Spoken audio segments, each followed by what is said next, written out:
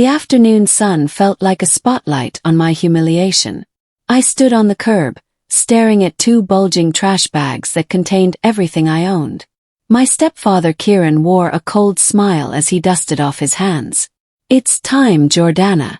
You're an adult now," he said like he was doing me a favor. I turned to my mother, Annette, searching her face for any sign she'd stop this. She looked past me, her expression blank as stone. "Mom, please," I whispered. The word hung in the air between us, unanswered. Kieran's hand settled on her shoulder, possessive and final. The front door closed with a hollow thud, followed by the metallic slide of the deadbolt. I stood frozen, 18 years old and suddenly homeless. My phone buzzed in my pocket. A text from my best friend Larkin. "On my way." I hadn't even called her yet. Larkin's beat-up sedan screeched to a stop 15 minutes later. She took one look at my face and started loading the trash bags into her trunk without asking a single question. No pity in her eyes, just steady determination. The drive to her apartment passed in silence.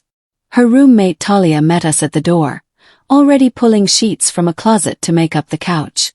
"Pizza's on the way," she announced like this was perfectly normal. They created a bubble of safety around me while my world crumbled. That night, lying on Larkin's lumpy couch, I couldn't sleep. The humiliation kept replaying. Kieran's smug face, my mother's blank stare, the sound of that deadbolt. But beneath the hurt, something else was growing. Something cold and sharp. I reached for my phone and opened the encrypted folder I'd been building for months. Maybe it was time to use it. The folder glowed in the darkness. Screenshots of text messages between Kieran and a woman named Bianca. Flirtatious, explicit conversations that made my stomach turn. A credit card receipt for diamond earrings purchased 3 weeks before my mother's birthday. She'd gotten a grocery store bouquet.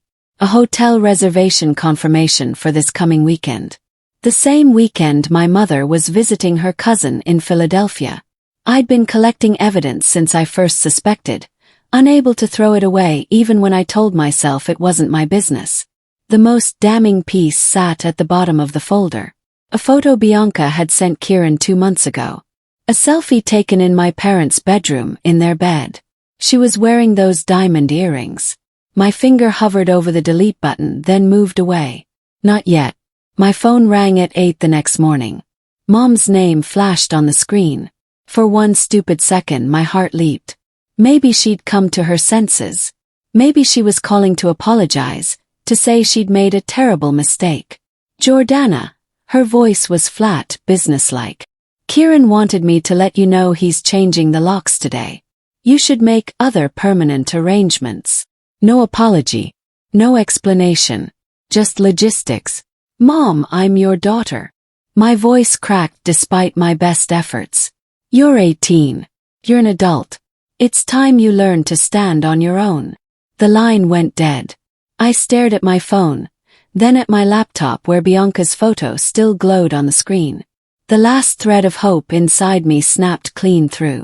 My hands stopped shaking. My decision was made. I spent the morning at the library, using their printer. The key photos printed in sharp detail. Text messages. The hotel reservation. The jewelry receipt. I bought a padded envelope and generic notepaper from the dollar store, paying cash. My handwriting disguised into careful block letters. "He's ready for you to move in. Surprise him this weekend. P.S. He said you should use the back door." The spare house key I'd made 6 months ago for emergencies went into the envelope. I'd never imagined using it like this. Bianca's address came from one of Kieran's carelessly saved contacts. I drove across town to a random mailbox, my heart steady for the first time in days. The envelope made a soft thud as it dropped inside. No going back now. Not that I wanted to. I felt nothing but cold satisfaction. Kieran hummed while making coffee that morning, pleased with himself. Getting rid of Jordana had been necessary. The girl was always watching him with those judgmental eyes. Annette was better without her daughter's influence. More compliant.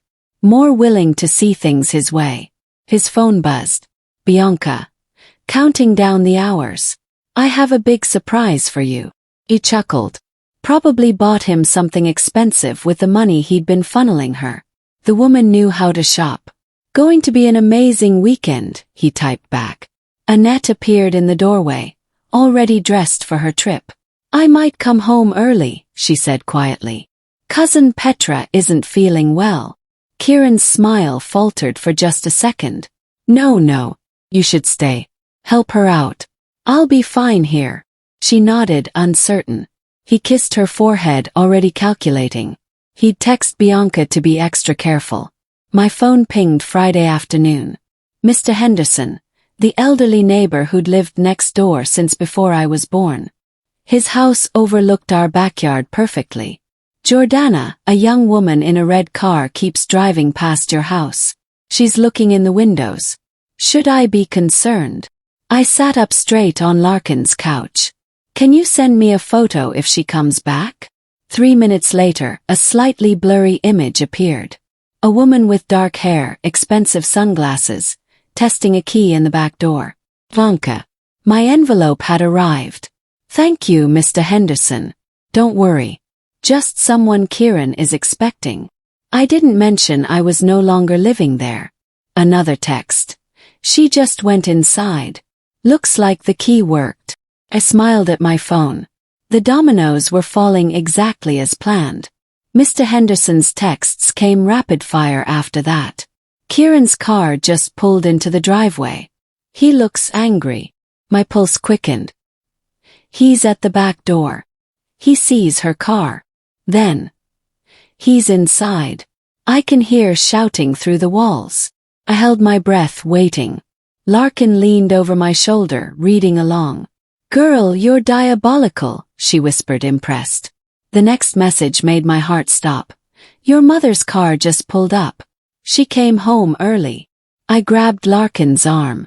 This wasn't part of the plan. I'd expected Kieran and Bianca to have their confrontation, maybe a breakup. But my mother wasn't supposed to be there. The final text was a voice note. Mr. Henderson's shaky voice. Oh my! They're screaming. Hysterical screaming. In the background, my mother's voice, high and broken, shrieking words I couldn't make out. My phone exploded with a call. Kieran's name flashed like a warning. I answered, my hand surprisingly steady.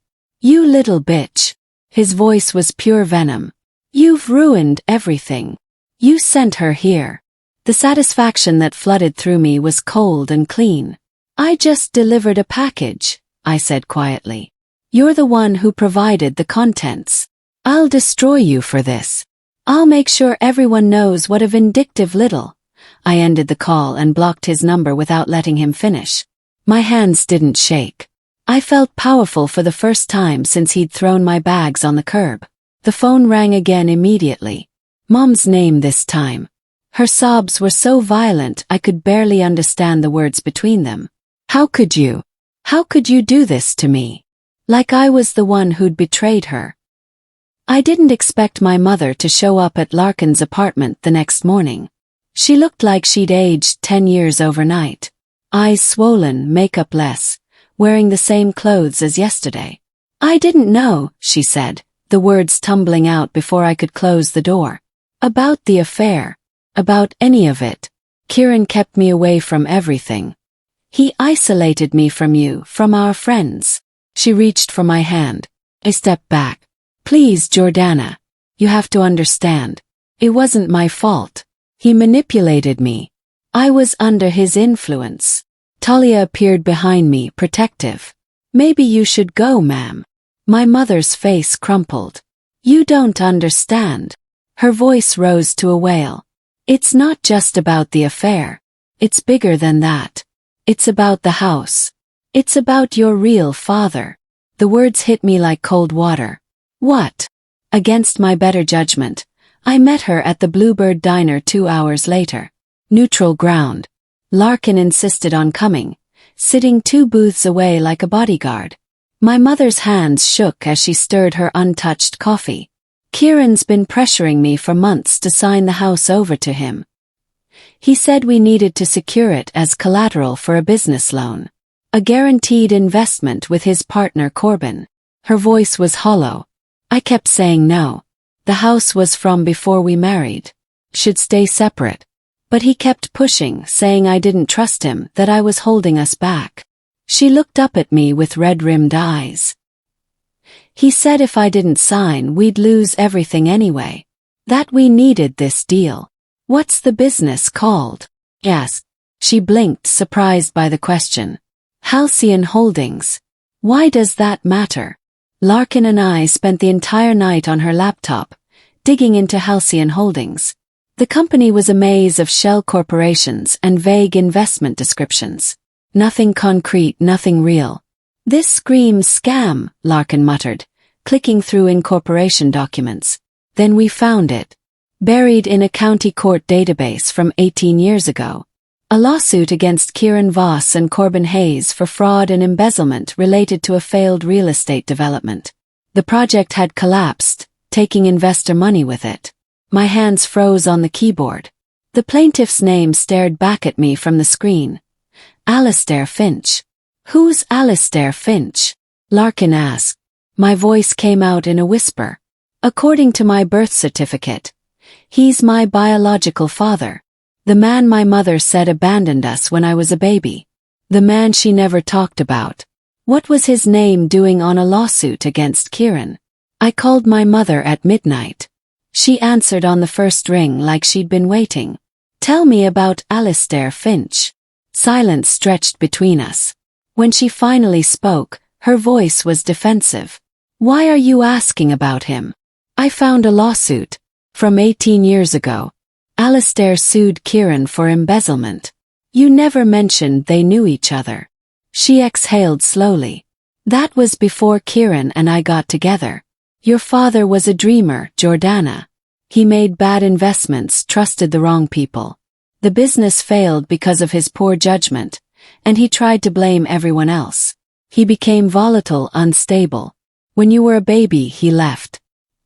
He chose to abandon us rather than face his failures. The words sounded rehearsed, like a story she'd told herself so many times she believed it. Meet me at the diner tomorrow, I said. We need to talk. The next afternoon, Mr. Henderson was already there when we arrived. He'd overheard my call and insisted on coming. Mr. Henderson set down his coffee cup with a definitive clink. That's a lie, Annette. My mother's face went pale. You weren't there, Harold. You don't know what happened in our marriage. I know what I saw, he said firmly. I lived next door to you both.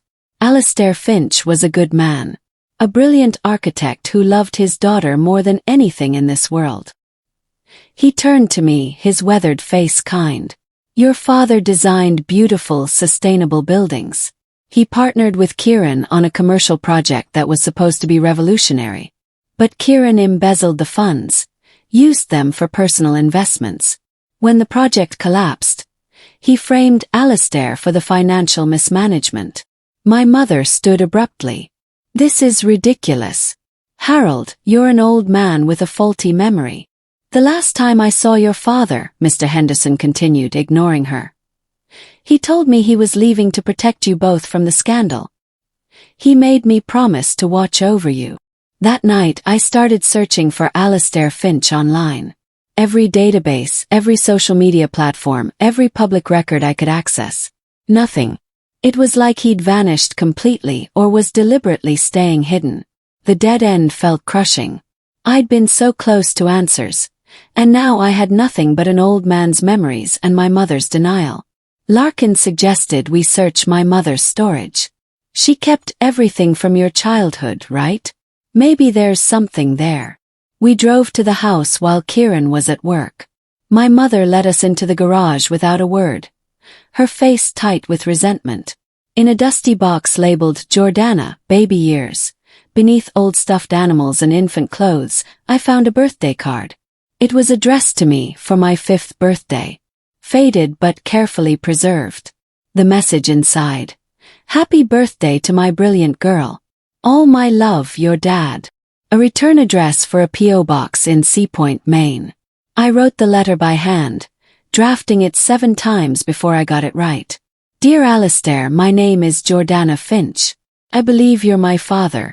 I'm 18 now, and I've recently learned that everything I was told about why you left might not be true. I found a lawsuit from 18 years ago, and I've heard a different story about what happened with Kieran Voss. I don't know if this P.O. box is still active or if you'll ever see this, but if you do, I'd like to hear your side. I included my email and phone number. The envelope sat on Larkin's kitchen table for 2 days before I finally had the courage to mail it. Then came the waiting. 1 week. 2 weeks.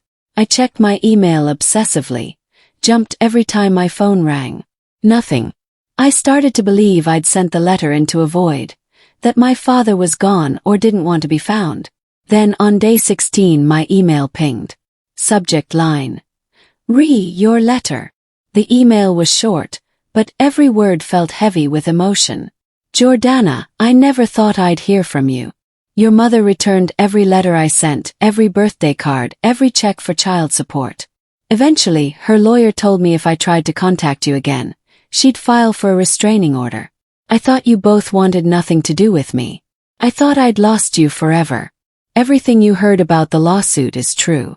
Kieran destroyed my career and reputation, and I couldn't fight him without dragging you and your mother through more pain. I've thought about you every single day for 13 years. If you're willing, I'd very much like to talk. Here's my phone number.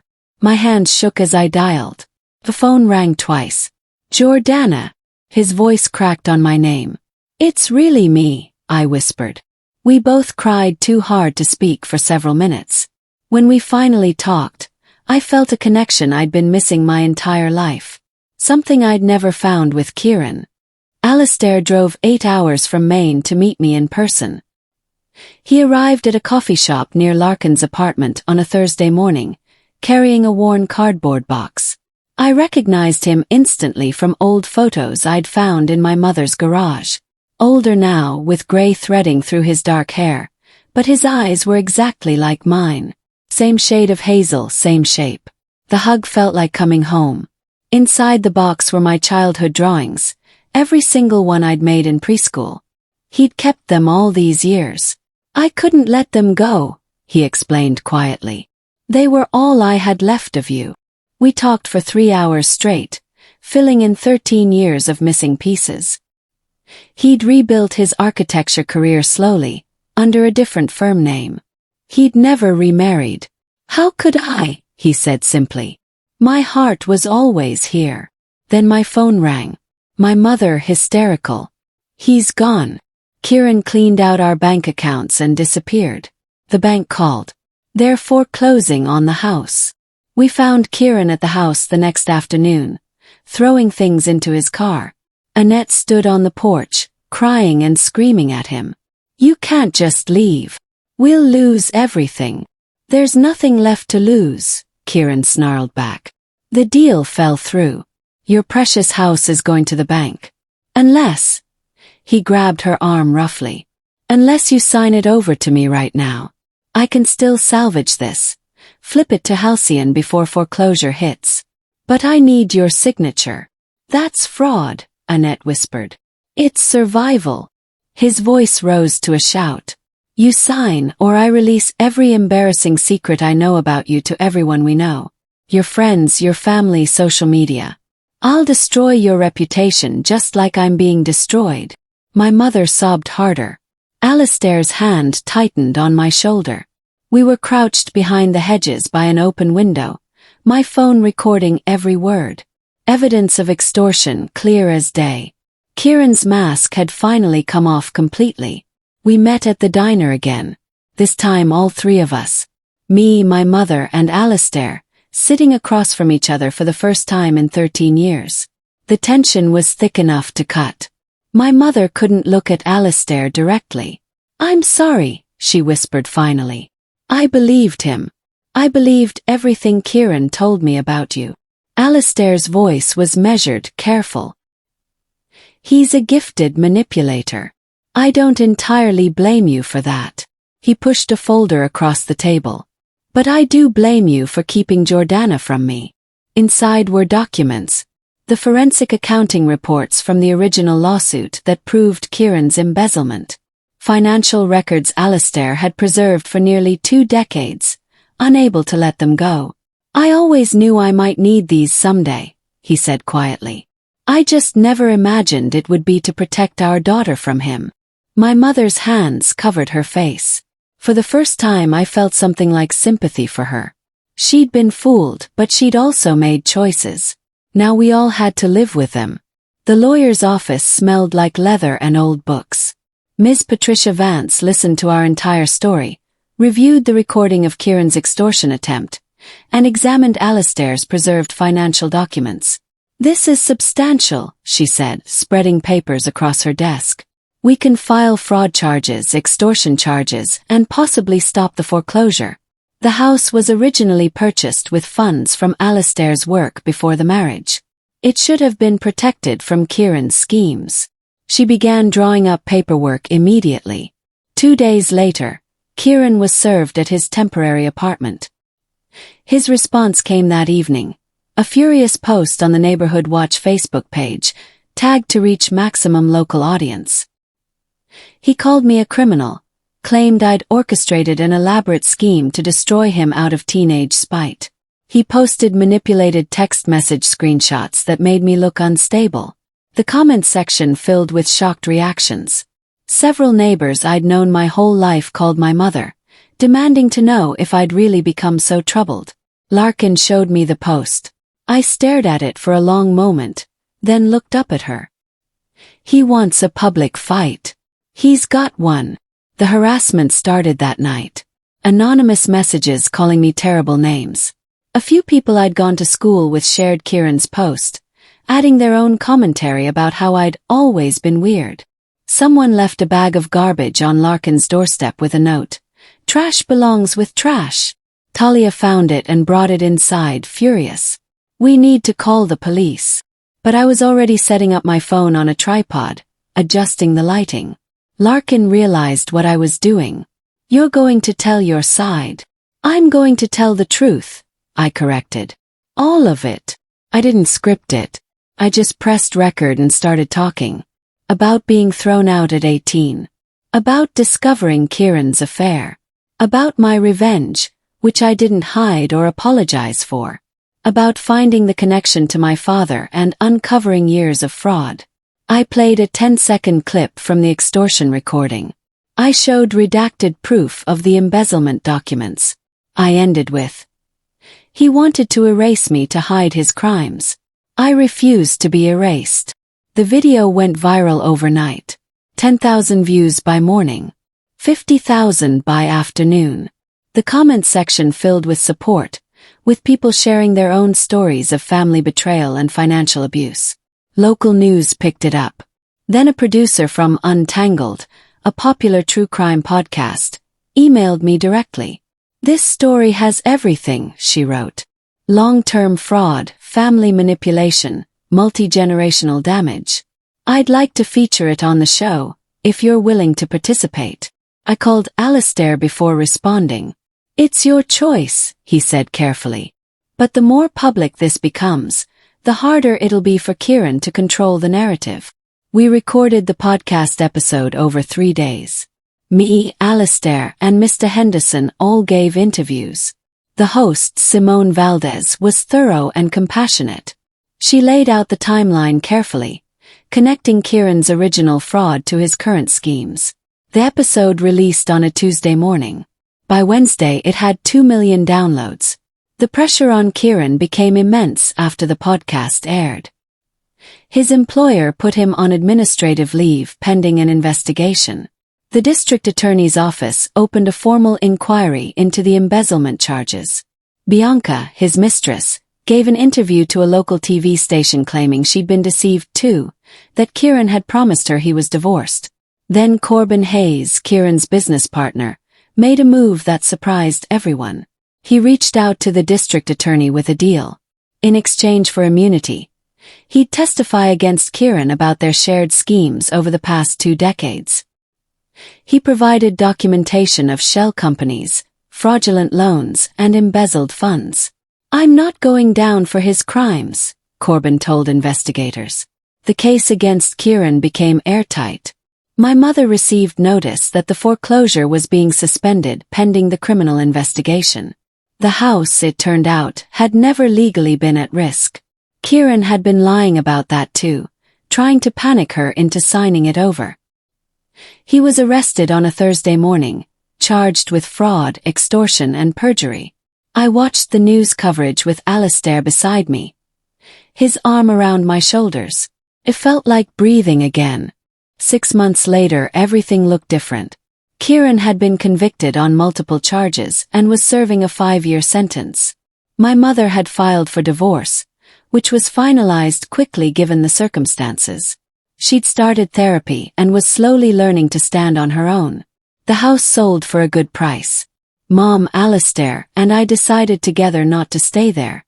Too many bad memories. Instead, we pooled resources and bought a smaller place across town. A 2-story craftsman with a wraparound porch and a big backyard. Larkin and Talia helped us move in, along with Mr. Henderson, who brought a rose bush clipping for the garden. On our first night in the new house, we ordered pizza and sat on the living room floor, painting the walls a warm butter yellow. Mom laughed at something Alistair said, a genuine laugh I hadn't heard in years. I looked around at these people, my rebuilt, hard-won family, and felt something I hadn't experienced since before Kieran entered our lives. They tried to erase me to build their future on a lie, I said quietly. Alistair looked over at me and smiled. But in the end, their lie collapsed, and you got to build your family on the truth.